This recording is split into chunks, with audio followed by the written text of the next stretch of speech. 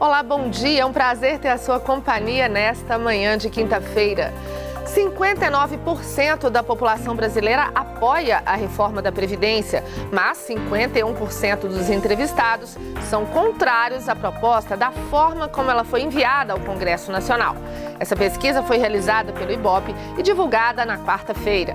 Também, nesta quarta-feira, o ministro da Economia, Paulo Guedes, participou da comissão especial que discute a reforma da Previdência. E nós vamos discutir isso também no programa de hoje.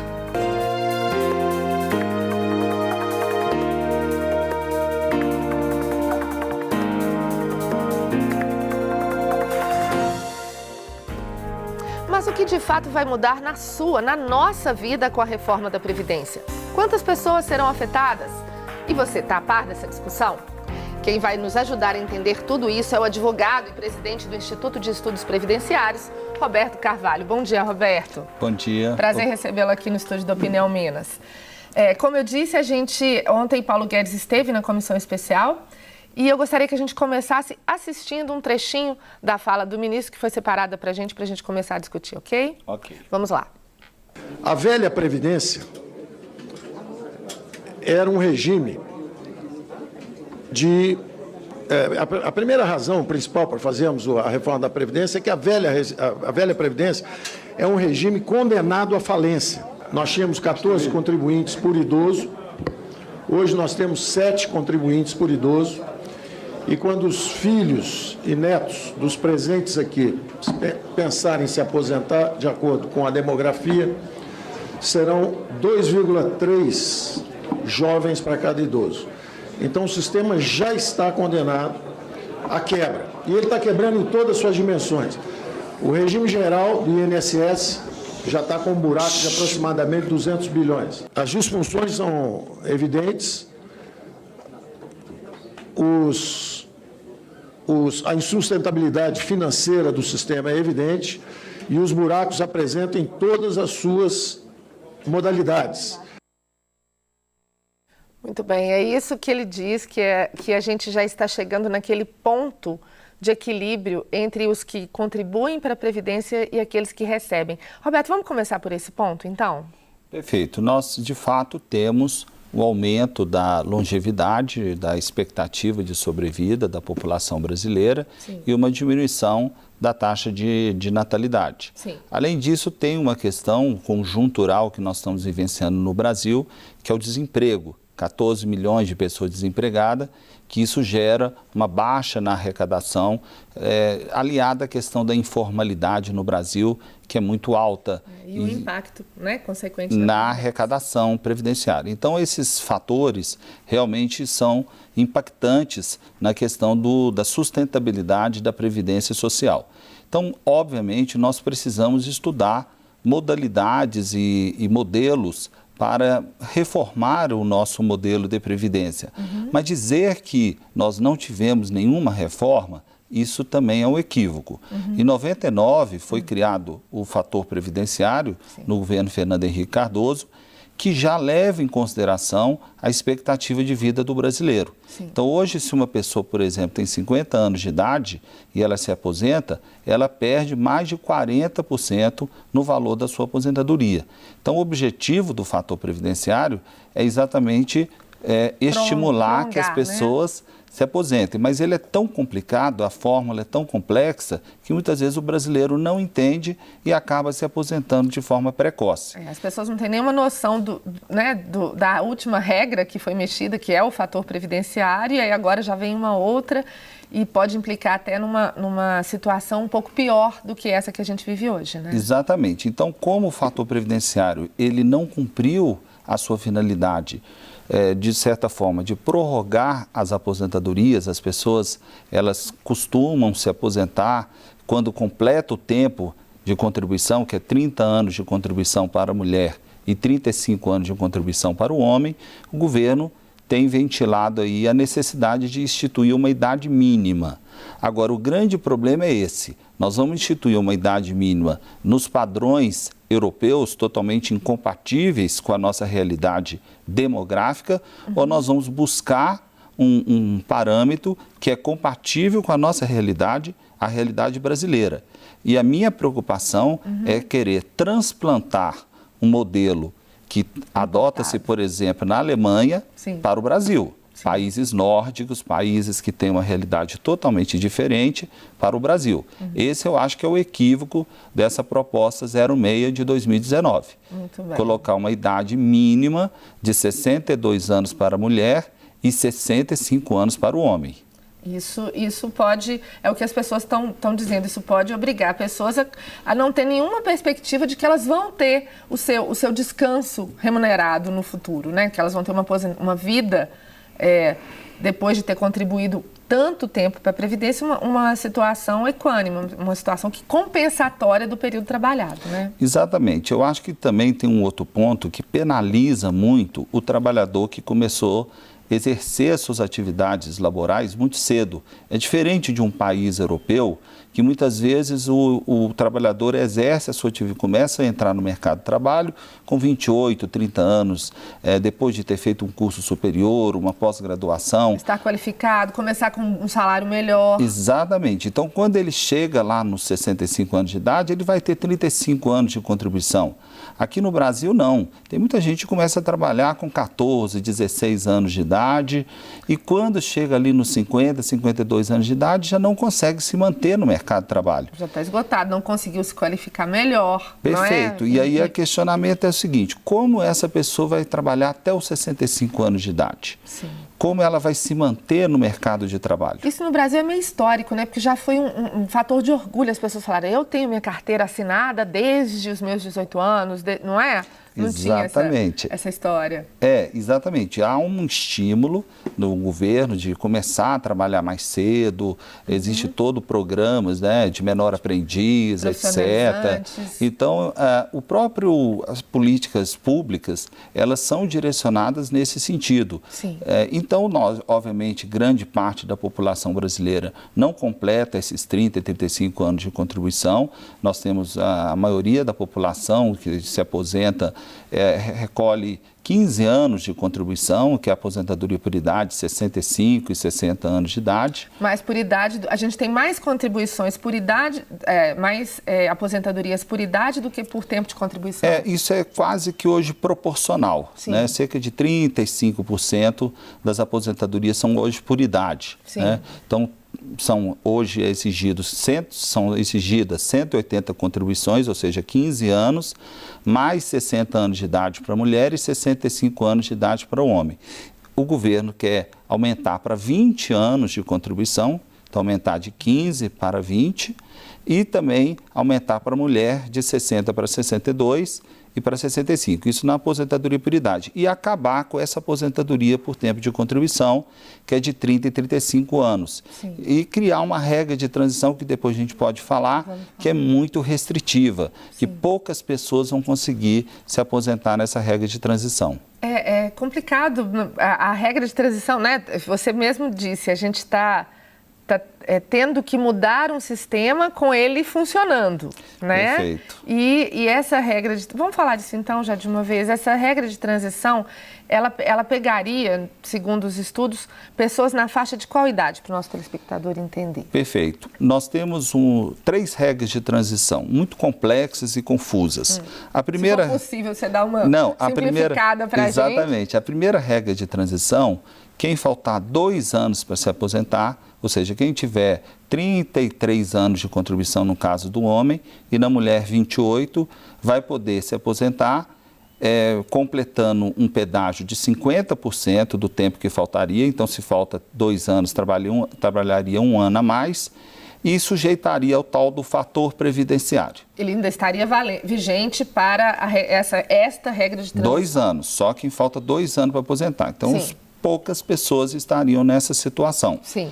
Quem falta 2 anos para aposentar, poderia, independentemente de completar a idade mínima, se aposentar, mas com o fator previdenciário. Então, vai ter uma perda muito grande no valor do benefício. Sim. A outra regra, que eu acho muito gravosa, já que não existe idade mínima, já instituiria. Se você não conseguisse cair nessa primeira regra, você já iria para a segunda regra, que seria uma idade mínima de 56 anos para a mulher De idade? De idade. 56 hoje não exige idade mínima na aposentadoria por tempo. Então já criaria uma idade mínima de 56 para a mulher e 61 anos para o homem.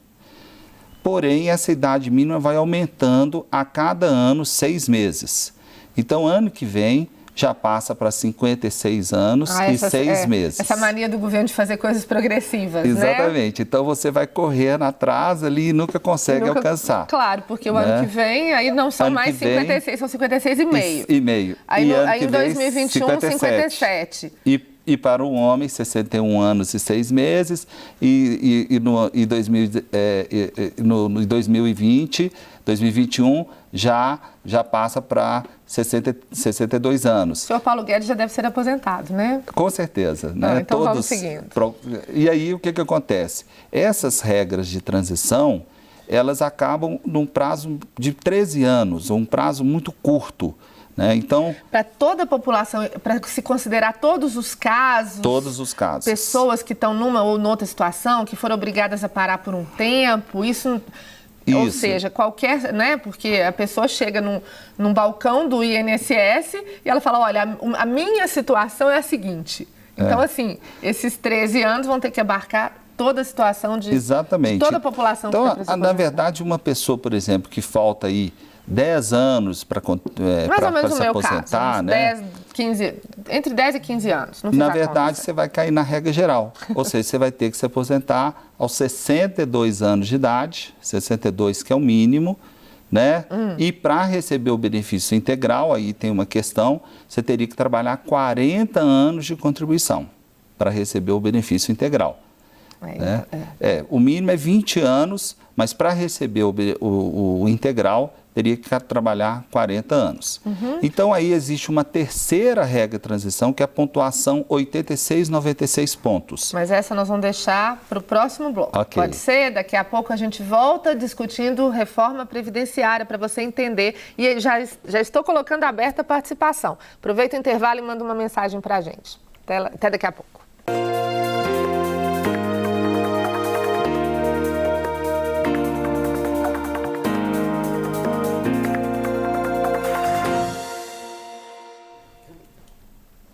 Estamos de volta hoje discutindo reforma da Previdência com o advogado Roberto Carvalho, presidente do Instituto de Estudos Previdenciários. Roberto, no bloco anterior a gente estava falando da regra de transição, né? Falamos um pouquinho de idade mínima, só para o telespectador que está chegando agora recordar, idade mínima, rapidamente. 62 anos para a mulher, essa é a proposta, apresentada na PEC 06, e 65 anos para o homem. Sim. Lembrando que aí tem um tal de gatilho, que toda vez que a expectativa de sobrevida do brasileiro aumentar, a cada 4 anos, essa idade mínima poderá ser majorada. Prorrogada, majorada. Então, pode ser que daqui a 4 anos, essa idade mínima pode passar para 63 e 66 anos e assim sucessivamente. Muito bem. Vamos, regras de transição. Você explicou 2 regras de transição no bloco anterior, okay. Né? Quando a pessoa está faltando apenas 2 anos para se aposentar e quando ela estiver faltando, por exemplo, uns 10 anos para se aposentar aí tem durante 13 anos. 56 de idade para a mulher e 61 para o homem, mas vai aumentando 6 meses a cada ano. E a gente vai correndo atrás desse prejuízo. Exatamente. E a terceira regra? A terceira regra é a pontuação 86-96. Vamos explicar. Somando idade mais tempo, se der 86 pontos, por exemplo, uma mulher que tem 50 anos de idade e 36 anos de contribuição, sim, dá 86 pontos. Sim. Aí ela vai poder aposentar, né? Só, e no caso do homem... E aí isso é flexibilizado. Por exemplo, se ela tem o contrário, se ela tem 56 anos e 30 de contribuição, dá 86 do mesmo jeito. Perfeito. Ela pode se aposentar da mesma forma. Pode aposentar. Ou 30 tá na mesma regra. 32 e... né? Aí é só fazer fazer a somatória, podendo ter frações também, né? De meses, etc. Tem que dar os 86 pontos. E para o homem, 96 pontos. Porém, essa pontuação também vai aumentando. Ano que vem passa para 87 e 97. E daqui a 2 anos passa para 88 e 98. Ah, que legal, né? Até chegar 2033, que vai ser 100 e 105 pontos. Ah, tá. Tem um teto, né? Embora, né? Mas então existe veja um teto. que é uma regra de transição que também vai atingir poucas pessoas. Poucas pessoas que estão ali próximas de se aposentar, porque, como eu disse, embora algumas pessoas vão completar esses 86 pontos, ano que vem já não vai ser mais 86, vai ser 87, 97. De acordo com a nossa população hoje no Brasil, existe uma expectativa de percentual de pessoas que vão chegar nisso ou ainda está muito vago? Não, isso é muito vago. O governo não tem esses Ele não tem números, né? Ele não fez essa pesquisa, essa aferição. Não, por isso até que a gente questiona muito os números que o governo apresenta, até da suposta economia de 1 trilhão e 200 bilhões de reais em 10 anos, Sim. porque ele não tem sequer os números e as expectativas, o anuário estatístico da Previdência Sim. não é exato. Ele tem várias inconsistências. Pois é, porque para propor uma regra dessa, ele teria que ter o número, olha, nós temos X% da população que vai pegar essa regra, então a economia vai ser tanto, X% vai nessa regra, né? E vai ser tanto, mas isso não existe. Não existe exatamente porque, se a gente for analisar o Cadastro Nacional de Informações Sociais, que é o tal do CNIS, ele praticamente 90% de todos os cadastros têm inconsistências, têm problemas. Mas a então, gente o próprio governo não tem essa apuração. Tanto é que quando você vai aposentar, você precisa retificar o seu cadastro. Você precisa apresentar uma carteira de trabalho que o governo não contabilizou.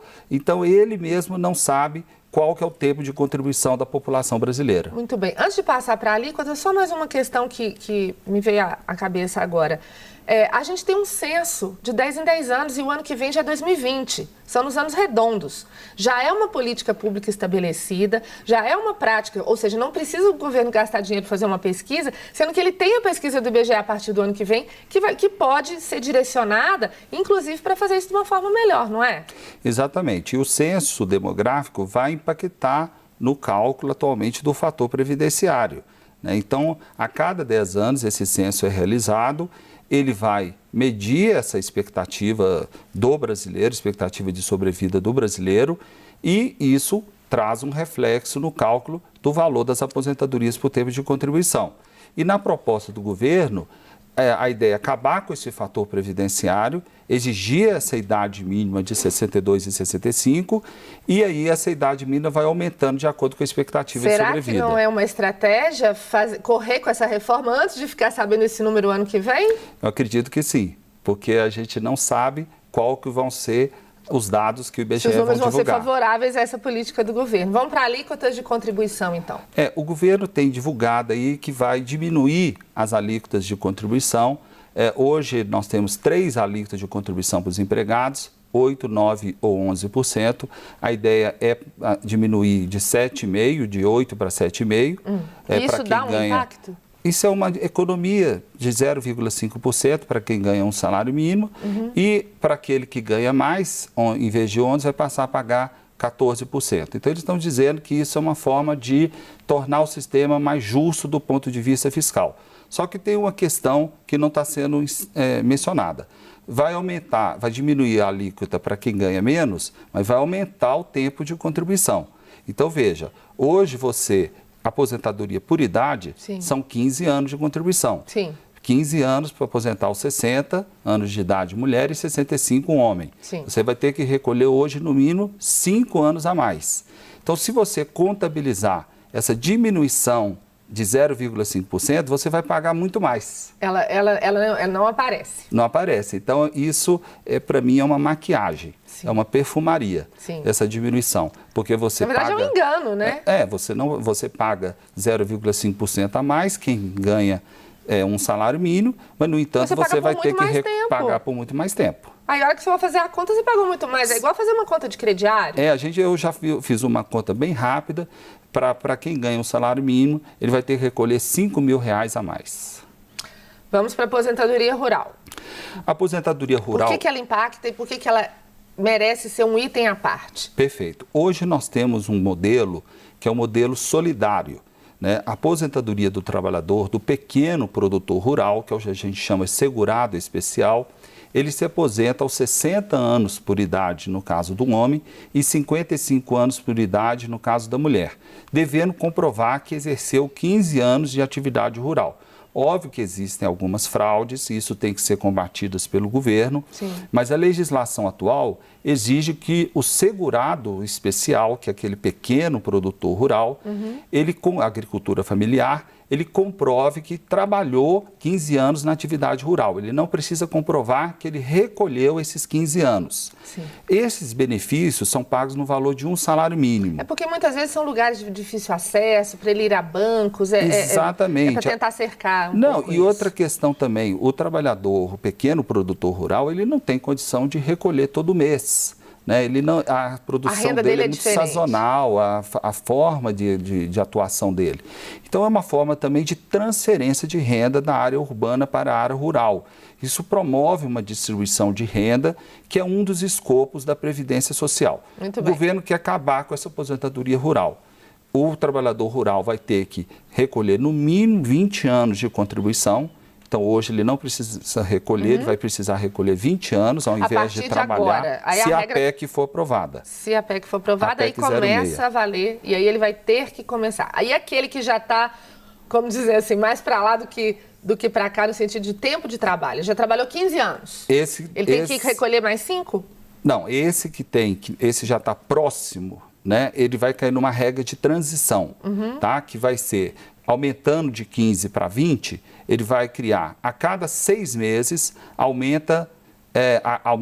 cada ano, aumenta 6 meses de contribuição. Então, de 15, ano que vem passa para 15 anos e 6 meses, daqui a mais um ano, 16 anos e assim sucessivamente. Então, ele vai passar a ter que recolher. Então, esse 20 anos seria para o trabalhador que começasse a exercer a atividade agora. Sim.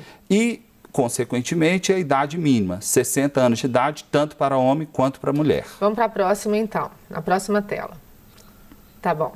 Aposentadoria por invalidez. Tem mudança também? Tem uma mudança no cálculo da aposentadoria por invalidez. Hoje, a aposentadoria por invalidez representa 100% da sua média salarial, descartando 20% dos menores salários de contribuição. Qual que é a proposta do governo? Que, aliás, essa é uma regra que vai prevalecer para todos os benefícios previdenciários, não só para a invalidez. Vai utilizar o cálculo de 100% do seu salário de julho de 94 para cá, não vai ter mais esse descarte dos menores salários, o que é ruim, porque hoje descarta em torno de 5 anos dos seus menores salários de 94 para cá. E o cálculo vai ser feito da seguinte forma: 60% dessa média, então vai pegar seu salário de 94 para cá, corrigir pelo INPC, e se você tiver 20 anos de contribuição, você vai receber 60% da média. 60% da média. Da média. Porque a média já nivela, né? Exatamente. Muita gente tem alguma coisa a mais, mas aí a média já te traz para uma realidade e aí ainda é 60% dessa média. Dessa média, então você vai receber 60%. Se você tiver mais do que 20 anos de contribuição, a cada ano que você tiver além de 20 anos de contribuição, acrescenta 2%.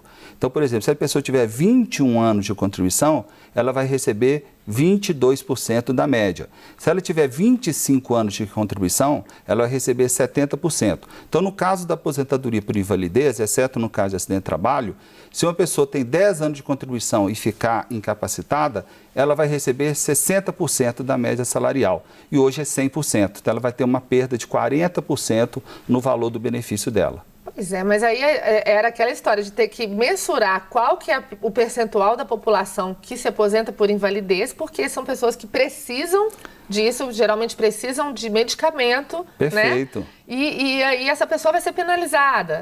E outra questão, a aposentadoria por invalidez, você não pode trabalhar, você é proibido de trabalhar. Sim. Então você tem um prejuízo de 40% na sua média salarial e você não vai ter condição de subsistir de forma digna. Porque a gente sabe que muita gente aposenta, mas continua trabalhando. Por invalidez é proibido, isso é uma fraude. Se a pessoa aposentar por invalidez e continuar trabalhando, é uma fraude contra a Previdência Social. Então, por isso que a aposentadoria por invalidez hoje é 100% da sua média salarial. Mas a proposta é que ela passe a ser 60%. Agora vamos para a pensão por morte. A pensão por morte vai ser um dos benefícios mais afetados na reforma da Previdência. O benefício passa a ser calculado no valor correspondente a 50% do valor da aposentadoria daquele falecido, mais 10% para cada dependente. Então, por exemplo, uma pessoa aposentada que faleceu e deixou um cônjuge. Esse cônjuge vai receber 60% do valor da aposentadoria. 60 ou 50? 60. 50% mais 10% para cada dependente. Ah, sim. Então, se, por exemplo, houver 2 dependentes, por exemplo, um cônjuge mais um filho, são 70%. Ah, sim. A cada dependente acrescenta 10% da cota. Da cota. E aí, o que acontece? E se ele tiver mais de 5 dependentes? Até 100%. Até 100%. Limitado a 100%. Limitado a 100%. O grande problema é que a PEC 06 estabelece que a pensão pode ser inferior a um salário mínimo, o que para mim é inconstitucional. O salário mínimo o nome já piso. Diz. É o piso. É o piso. Então, por exemplo, se alguém recebe hoje uma aposentadoria de um salário mínimo e vem a falecer, o cônjuge vai ganhar 60% do salário mínimo. Isso tem a ver também com LOAS, aquelas pessoas que recebem... O LOAS é outro benefício, é assistencial, que também vai sofrer alterações, é o próximo tema. Então vamos lá. O LOAS, bem, hoje como que funciona o LOAS? O benefício de prestação continuada da Lei Orgânica da Assistência Social, da LOAS, ele é um benefício pago pelo INSS, porém é um benefício assistencial. Ele é pago com recursos da União. Sim. É pago aos deficientes, que estão em extrema pobreza. Os indigentes, né? Extrema pobreza. Sim. E os idosos acima de 65 anos que têm uma renda familiar inferior a 1/4 do salário mínimo per capita. Sim. Tá? Mas a jurisprudência das decisões judiciais tem relativizado esse critério de 1/4 do salário mínimo. Sim. Em alguns casos, permitindo o pagamento desse benefício de prestação continuada, sim, desde que comprove em juízo a necessidade do benefício. É um benefício muito difícil de se conseguir, né? Com certeza. No INSS é muito difícil. A pessoa tem que estar em extrema vulnerabilidade, morando na rua, sem casa, sem trabalho. É uma dificuldade no INSS. Realmente, na justiça, nós já temos tido muito êxito através de um estudo socioeconômico. Mas aí você tem que judicializar a questão da Previdência. Então, a PEC 06, primeiro, estabelece os critérios que hoje estão na lei, ou seja, exatamente para o juiz não poder fazer essa interpretação, sim, diz claramente quais são os critérios, que é 1/4 do salário mínimo per capita, que hoje não está na Constituição, está na lei. Uhum. Essa questão é para evitar que o juiz ele extrapole na sua interpretação. Outra questão, o benefício passa a ser R$ 400 entre 60 e 70 anos. Veja que absurdo. Em vez de ser um salário mínimo, vai ser R$ 400. E só vai passar a ser um salário mínimo quando a pessoa completar 70 anos de idade. Muito bem. A questão dos militares, eu gostaria que você passasse por ela, mas é a que está mais na mídia, está sendo discutida, mas para as pessoas entenderem qual que é o tal do impacto, né, da aposentadoria dos militares. Hoje os militares, eles têm uma contribuição de 7,5% sobre o seu soldo. Sim. O governo está propondo um aumento da contribuição para 10,5%. E o tempo de contribuição aumentar de 30 para 35 de contribuição. Sim. Veja que é muito diferente em relação aos demais trabalhadores, que além de ter, a gente viu aqui, que eles querem acabar... Reais. Existem perdas reais acontecendo. Exatamente. Para os demais trabalhadores, idade 62 e 65. O militar, tendo 35 anos de contribuição, independentemente da idade, hoje é 30, aumentar para 35, isso nas Forças Armadas. Sim. Então, veja que nós também fazemos essa crítica, porque se nós queremos, esse é o discurso do governo, acabar com privilégios, não é que o militar teria que ter a mesma regra do trabalhador normal, da iniciativa privada. Vai ter regras, pelo menos, mais próximas, sim, tão distintas como estão sendo propostas, e isso é absolutamente imoral. Bom, o sistema de capitalização eu vou deixar para o intervalo para a gente conversar sentados, porque tem várias polêmicas que envolvem isso daí. A gente vai para um pequeno intervalo e voltamos já para o último bloco do programa Opinião Minas, hoje falando sobre reforma da Previdência. Até já!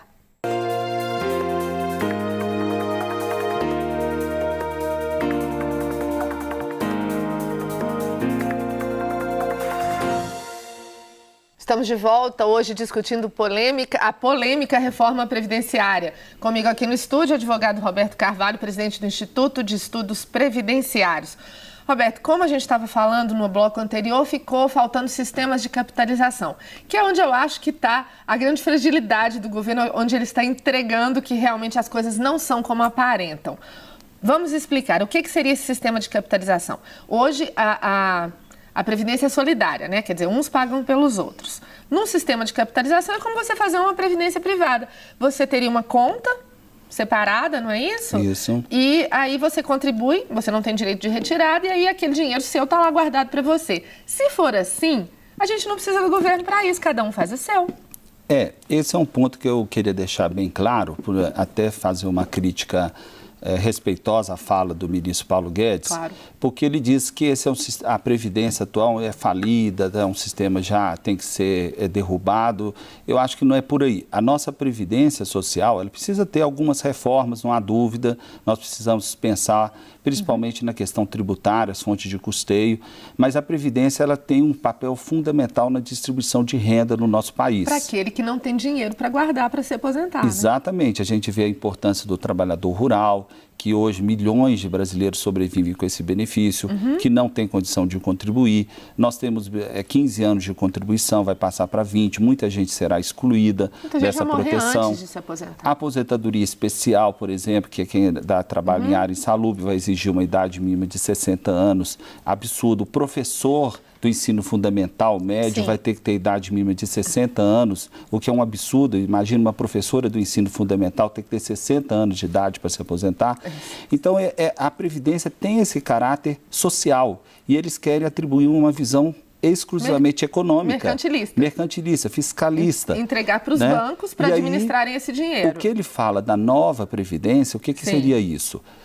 Criar um outro modelo, que é um modelo de capitalização, onde o trabalhador poderia, ao invés de contribuir para o INSS, contribuir para o banco.